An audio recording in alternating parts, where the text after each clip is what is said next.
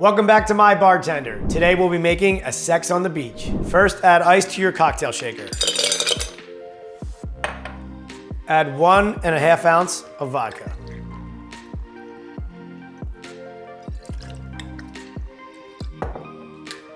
Add a 1/2 ounce each of peach schnapps and Chambord.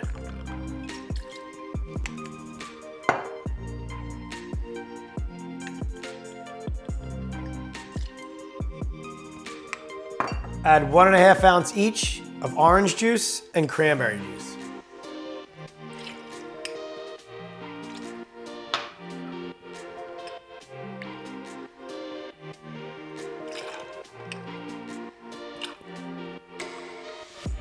Now shake until well chilled.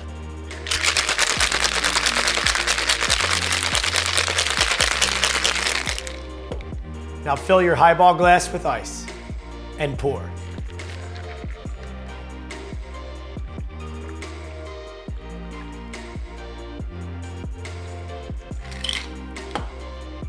And finally garnish with a cocktail umbrella. And that's how you make a sex on the beach.